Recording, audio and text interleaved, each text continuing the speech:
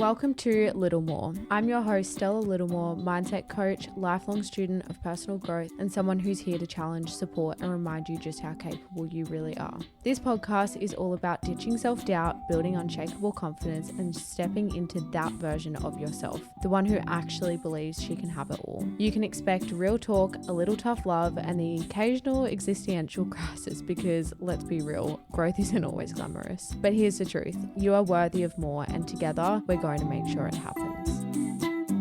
Hello. Welcome back to another episode of Little More. I have a different setup today. You guys, if you look on the Instagram, you will see the setup. I left my laptop at my other house.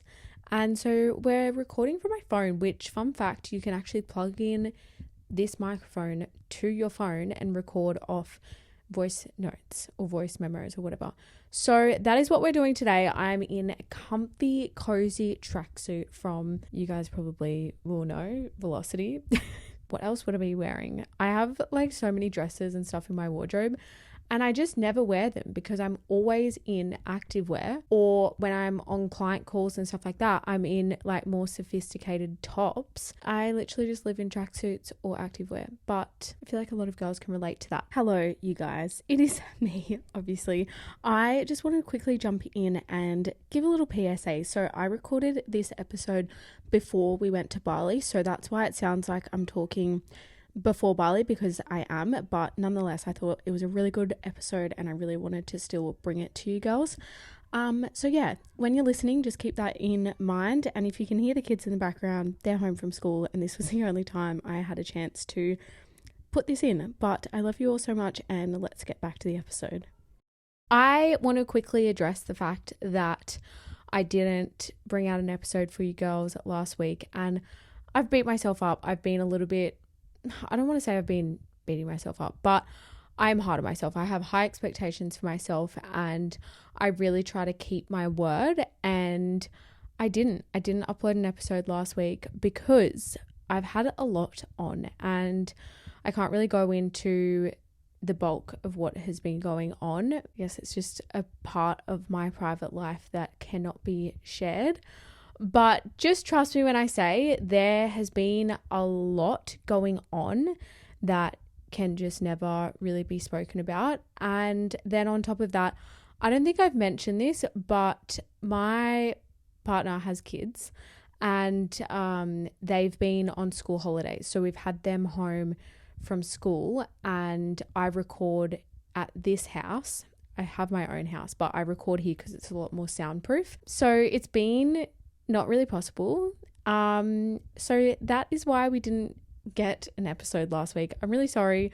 Anyway, I am recording an episode now for you guys, obviously, and that will be the episode that you're listening to right now. But then also, I am recording another episode after this so that you girls get an episode straight away the following week, because the day after this goes live, I will be back in Bali. Crazy, I know. Like, why do I just keep ending up there? I actually have a wedding there, which is going to be so special. I'm really excited. I've never really been to like somebody I know's wedding besides my mum's, and this is like more my boyfriend's best friend's wedding, and he is actually walking her down the aisle, which is just so, like, it's such a testament to who he is and how beautiful of a person he is. So I'm really, really looking forward to that. It's going to be really nice to just like be there on a holiday. We're taking one of his kids, and it's just going to be so nice. I was actually with him when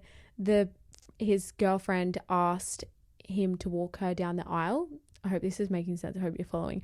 And it was such like, I cried. I was just like, wow, who is this man that I've just met who's walking his best friend down the aisle? Like, if that's not the biggest green flag, I don't know what is. Anyway, this week's episode is not about any of that, but I just thought I'd give you girls a bit of a catch up on what's been happening, why I've been not here, and what you can expect. You've probably read on the title of this week's episode, we're talking about trust. Ultimately, it's actually not about anybody else. It's about you and how to actually rebuild your trust within yourself and honor your intuition. So I want to go into it because it is arguably one of the biggest things I have overcome in terms of my personal development journey and healing and all of that. It's a huge thing I've struggled with, is trusting myself and trusting my intuition and ignoring my intuition at times, especially after my relationship where I was engaged. I was very much blindsided by the infidelity. Is that the right word? Infidelity? Always get confused between infidelity and infertility, because one means not getting pregnant and one means cheating. Anyways, you're picking up what I'm putting down. I was very much blindsided by that. And the hardest thing I overcame, I think, coming out of that relationship was, how am I ever going to trust someone again? When in reality, it wasn't about learning to trust somebody else again. It was about learning to trust myself.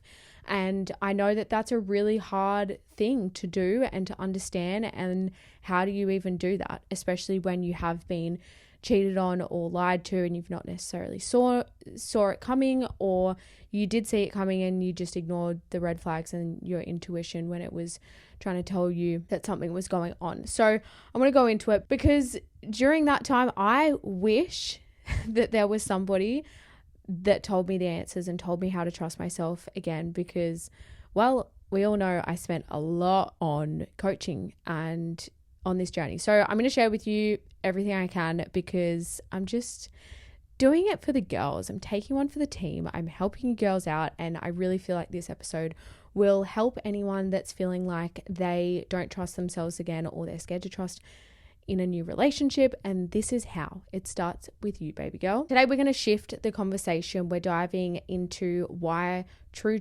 trust really starts with you. We're going to go into intuition, the difference between fear and anxiety. And I'm also going to give you girls some practical tools to actually start rebuilding your inner safety and your confidence, which is going to lead to that self-trust that we're talking about. Starting off, what does learning to trust yourself again? What does intuition, what does this really mean? I want to leave you with this. I said this at the start, and I'm going to say it again. It is not about learning to trust them again or somebody else again. It's about learning to trust you. People so often focus on rebuilding trust in others after being betrayed, cheated on, disappointment, that kind of thing. But I promise you, what truly needs rebuilding is trust in your own perception and your own gut and your own knowing, rather than trusting somebody else. And when we hand the responsibility of our safety to someone else, we hand over our own power. But when we actually anchor into our own self-trust, we reclaim that power back. So let's go into that a bit more. So how does giving other people the power take away yours? When you wait for somebody else's actions to make you feel safe, you are living in a constant state of reaction mode. Okay, I'm going to say that again. When you wait for their actions to make you feel safe, you are living in reaction mode. The real power is learning to validate your own gut feelings without needing external proof or permission from other people. And something I've really had to learn the hard way is, when you abandon yourself to preserve a relationship, you create your own internal conflict and self-doubt. And that's a tough pill to swallow, because I will put my hand up and say I have very much been like, they did this, they did that to me, rah, rah, rah, and explain that for my own internal conflict and self-doubt. But in reality, when you abandon yourself and you abandon your boundaries and you don't stand by them and you don't maintain your standards, you are abandoning yourself. And that self-abandonment is what creates that internal conflict and the self-doubt and the low self-worth. So yes, it's not fair that some people treat you like shit. It's not fair that that person cheated on you. It's not fair that that person put you down. It's not fair that you felt trapped or you were made to feel small. Those things are not fair, but in you putting up with those things, you are abandoning yourself. And that is what creates the internal conflict and the internal self-doubt. A really great fitting quote for this right now is, "You can't build inner peace on a foundation of self-betrayal." Let that just sit in. You cannot build inner peace on a foundation of self-betrayal. So you have to commit to yourself to create that inner peace. Okay, you can't be relying on somebody else to give you that peace. That's why people say that it's so important to have time on your own and to heal and to reflect, because if you don't spend that time reflecting and healing, then you're continuing to betray yourself. And as that quote says, you can't build self-peace, inner peace, if you're betraying yourself. So it's really important that you do take that time. Whether you're in a relationship, whether you're living a busy life, you have to take that time to commit to yourself, to heal, to grow, so that you have a foundation to build your inner peace. So why is self-trust everything? The only person that you can ultimately control is you. And when you trust yourself, you trust that you can walk away, you trust that you can make bold decisions, and you trust yourself to hold your boundaries regardless of how hard it is. I'm going to say it again. When you trust yourself, you trust you can walk away, you trust you can make bold decisions, and you trust yourself to hold your boundaries even when it's hard. Okay, when you trust yourself and you know that you can walk away from someone who's disrespecting you, you can communicate your needs, you can communicate your standards, you can communicate what you want, what you're lacking, or you can walk away when that relationship isn't serving you, or that job isn't serving you and respecting you and maintaining your standards and what you know that you're worthy of, then you trust yourself and you know that you can walk away and that you'll be okay no matter what. And that's how you're going to show up in a relationship or a job or whatever it is, with trust, and not carry your past experiences, your past trauma, your past relationship into a new relationship. And you can show up with presence and trust, and that's really, really important, and confidence. Self-trust is what allows you to say, even if this falls apart, I know that I'll be okay, because at the end of the day, you have you and you trust you, and that is arguably one of the most important things. Moving on to the difference between fear, anxiety, and intuition. This is one of my favorite things to talk about. And I think it's something that can often be very much confused, because fear, anxiety, and intuition can, especially when you have gone through a lot of experiences, and as we get older, our intuition becomes less and less clear unless we work on it and strengthen it. So often those feelings of fear or anxiety or intuition can be confused as the same thing. So let's break it down. So being able to identify the difference between fear and anxiety is ultimately going to help you to trust yourself and the decisions that you make. So fear often calls for immediate action, whereas anxiety is often the noise that just needs soothing, not necessarily solving. The benefits of being able to distinguish between fear and anxiety is you're going to be able to emotionally regulate better. So when you're mislabeling anxiety as fear, you might act more impulsively or you might shut down. Whereas when you know that it's anxiety, you can actually take a moment to pause. You can ground yourself and give your nervous system a moment of time to regulate itself instead of making those fear-based decisions. Also, the whole point of this podcast episode is your intuition. So being able to distinguish between fear and anxiety is going to help you to reconnect with that intuition. So fear and anxiety are loud, intuition is quiet. So if your mind is cluttered with anxious thoughts or you're feeling overwhelmed by fear, you're not going to necessarily be able to hear or feel your intuition clearly. So understanding what's what is going to help clear that path to that deep inner knowing of your intuition. Fear is immediate, it's grounded, and it usually has a very clear threat. Fear in your body is going to feel like that tightness in your chest, the alertness, racing heartbeat, quick breath, that like I need to do this now, and like very impulsive thoughts. Whereas anxiety is more so future-based, it's a bit more blurry, it's often those spiraling thoughts that you get, and it's going to feel like uneasiness or restlessness, overthinking, second guessing. And then intuition versus fear in your body. So intuition is calm and clear. It speaks quietly and often only once, which is quite interesting. When I was doing up the plan for this episode, I was like reflecting on even just the past week and like the nerves and the anxiety and the like all the thoughts that I've had come up, and I'm like reflecting on the feelings and the emotions that I've had and reflecting on, is this fear, is this anxiety, or is this my intuition talking? And it's really interesting to reflect on that. And I encourage you even just like pause this and take a moment to think about, the last week that you've had and reflect on those thoughts and think about like which ones were fear or which ones were anxiety or which ones were your intuition giving you a little nudge in the right direction. So intuition, as I said, it speaks quietly and often once. It's neutral, not dramatic, and it's going to feel in your body like a little gentle knowing, peace even in discomfort, or a bit of a pull or a little inner nudge towards the thing that it's trying to tell you.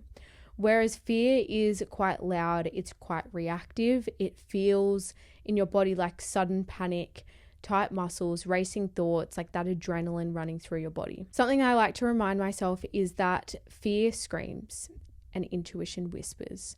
I think that that's a really good one. If you can add that, like pin it in the top of your head. Fear screams, intuition whispers. And that is going to help you to distinguish between the thoughts that you're having in your mind. Like, is this my intuition or is this fears or anxiety? Your fear is going to scream at you and it's going to tell you to do what it thinks is what it deems as safety. Okay, I'm going to be really vulnerable here and transparent. So an example of this that I can share with you guys is having a difficult conversation in a relationship or a friendship, and my immediate want or desire is to run and just block that person out, not talk to them, and just run away because I fear getting hurt. I fear getting manipulated. I fear getting gaslit. I fear getting ghosted. I fear being told I'm too much, or I fear that communication is going to lead to me being abandoned. So my brain says, run, you abandon this situation first. You self-sabotage this first because you're going to get hurt anyway, and let's just do it first so that we're prepared. And it thinks that that's going to keep me safe. My intuition, however, might say, I need some space. I need to communicate my need for space, and I need to do it in a healthy way. So that might look like, hey, I'm feeling quite overwhelmed with this conversation or this situation. I just need a bit of time to myself. I'm going to go to the gym, or I'm going to go for a walk. I'm just going to go and give myself a bit of space. And then I'd love to come back and communicate and work through this together. Intuition feels a lot calmer. It feels a lot better. And when you're able to recognize that the thought of running away and ignoring that person, blocking them and shutting them out, when you're able to recognize that is fear talking, that is anxiety talking, you're then able to look, okay, what is fear telling me in this moment? What is my intuition maybe trying to tell me? My intuition is saying, I'm fucking overwhelmed. I need some space, but I need to communicate that in a way that's healthy. So I hope that kind of helps clarify that. Other ways that we can kind of help ourselves tell the difference. So you can ask yourself things like, am I being pulled or am I being pushed? Your intuition is going to pull you softly, whereas fear and anxiety is generally going to push you urgently. So that's going back on that example that I just said before, that immediate thought, I'm going to run away, I'm going to block this person, I'm just going to fuck this. That is an immediate urgent push, me wanting to be like, fuck this, I'm out, this is too hard, I don't want to get hurt. Whereas your intuition is going to be like, hey, like it's going to be okay. You just need some time and some space to kind of gather your thoughts and reflect and just sift through your emotions. You can also ask yourself, does this thought feel expansive or contracting? A journal prompt that you can do, what is my body trying to tell me right now? Reflect on that. Ask yourself, like, what is my body trying to tell me? Going back on that example I used previously, my body is trying to tell me that it's still fucking hurt by the past and the past relationship that I went through, and it still has healing. And it's important that I communicate those triggers so that I have an opportunity to further heal, because I could run away, but we repeat what we don't repair. And that is not healthy for you. It's not healthy for them. And it's only continuing to self-sabotage. So asking yourself what your body is trying to tell you is going to help you to figure out what your needs are and how you can better respond to that situation. So here's something that I've heard people talk about, is anxiety being linked to your intuition. So what do you think? Is anxiety linked to intuition? In short, no. So anxiety is often rooted in our past trauma or future worries. So it generally comes from the mind trying to protect you, as I said before, and it's generally repetitive, frantic, and quite overwhelming. Whereas our intuition comes from a deeper inner wisdom that we sometimes can't really explain. It's calm even when it tells you something is uncomfortable. It doesn't necessarily spiral. It generally speaks once or twice and then it goes a bit more quiet. They can feel confusing though, and I get that, especially because I went through 3-year relationship of very much confusing anxiety and intuition, and I did a lot of work to try and figure out and distinguish which was which. But if you've ignored your intuition in the past, then your body might become hyper alert. So that means that anxiety rushes in as a protective mechanism, mimicking your gut feeling. But just know that your true intuition is not going to bring you chaos, okay? It brings clarity. So you can ask yourself things like, is this thought empowering or limiting? Is this sensation helping me move forward, or is it keeping me stuck? Do I feel grounded or spun out right now? If it's anxiety, then you're going to feel off balance. Whereas if it's intuition, you're still going to feel grounded in a truth, even if that truth is a hard one. An exercise that I do with clients is I get them to, when we're trying to build back up their self-trust, especially when I'm very much in like a season of, do I become a relationship coach, or like, what is that even called? Like, I focus mostly on mindset, but I would say 90% of my clients that come to me to heal after a breakup, which is quite funny. Not funny, haha. Funny weird. Shut up, Stella.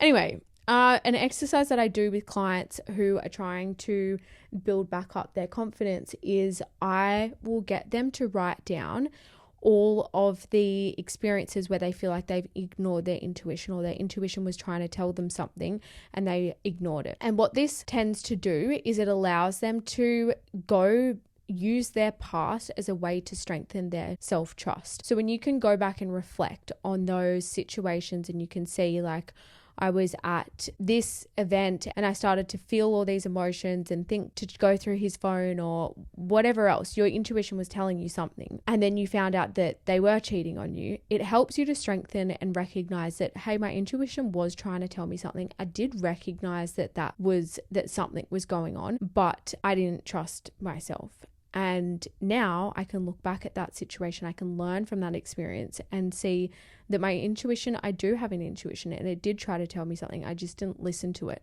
And then moving on into future and situations moving forward, you're going to be able to recognize that intuitive feeling a bit quicker and be like, hey, what is that? And then I encourage clients to question that. So, and I do this massively as well. If my intuition is trying to tell me something, maybe it's not necessary. Maybe I don't get it right straight away, but I will question it. So maybe I bring that to my mum and be like, hey, like, my gut's telling me that something's wrong. Are you okay? And she's been like, no, it's fine. Like, there's nothing to worry about, because she's trying to shelter me from, maybe she is not quite okay. And I go, well, my intuition is telling me that something is off. Is my intuition wrong, or is something actually up? And then, most people who have your best interests at heart and hear you question that and explain that are going to be like, oh my God, like, your intuition is so spot on. Most people are going to be receptive to that. And I encourage you and my clients and myself to question that until you feel satisfied with the answer. So if you still have questions, confusion surrounding that after questioning it, question it more. And if that person is like, obviously do it in a healthy manner. Don't like go attacking someone and be like, why haven't you texted me back? Be a respectful and healthy communicator in that. Some little steps that we can take to reconnect with your inner voice. Spend 5 minutes a day each morning in like a quiet, ideally space, and ask yourself, what do I know to be true for me today? A way that we can practice self-trust: follow through on one small promise or action to yourself daily. So even if it's something as little as saying that you're going to drink lots of water today, fucking do it.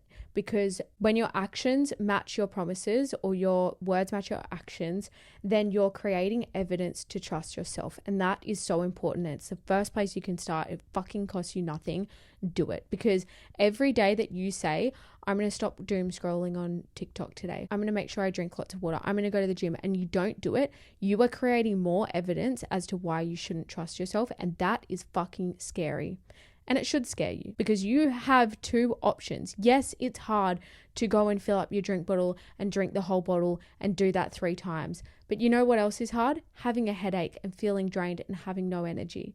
Okay, you get to choose your hard, and that should scare you. Tune into your body. So start tracking your physical cues. Something like noticing when your body is saying yes versus when it's contracting. You can also try like somatic kind of movements. You can try check-ins with yourself. So like having your hand over your heart, taking deep breaths, asking yourself, what am I feeling right now? And listen to yourself, write it down, reflect on it. Arguably my favorite is journaling to differentiate the voices. So I'm going to give you 2 prompts, and you can do this when say you're having a moment where you're having lots of thoughts and you're trying to figure out whether it's fear or intuition. You can write, this is fear talking ... So you could be like, this is fear talking, and then explain what that fear is saying. So I'm scared of getting hurt, so I'm going to retract and avoid the situation. That is your fear. This is intuition talking. I need to communicate how I'm feeling and trust myself to make the right choices for myself. Okay, ask yourself those 2 questions and you're going to figure out quite quickly what the fear is and what your intuition is trying to tell you. And sometimes they're both trying to tell you the same, something similar, but the fear is overriding your intuition. And sometimes it literally is as simple as writing it down and sifting through those thoughts and figuring out what is what. Clean up your past. Okay, girls, reflect on where you've ignored your gut. I said this before. What did you learn? How can you show up differently? Learn, grow, because it's not about what you did or what happened, but it's how you respond and how you act now that's going to determine your future. And then create a little self-trust anchor. So I like to do this with affirmations with clients, get them to really lean into what they want to be true and to repeat that to themselves every day. So a little mantra like, I trust what I feel, I trust myself. I don't need proof to validate my knowing. Whatever feels good for you, really anchor in that and affirm it to yourself every single day. So I hope you can see now that it's not about learning to trust them. It's about learning to, or remembering to trust yourself again. And I want you guys to reflect on where you're potentially outsourcing your power right now. And what would you shift if you brought it back home to yourself? That is all for this week's episode. I hope you girls loved this. As always, make sure you're following to stay up to date with our new episodes. Rate the podcast if you're enjoying. You can follow us on socials at Little More Podcast. I will see you girls in next week's episode. Love you so much. Bye.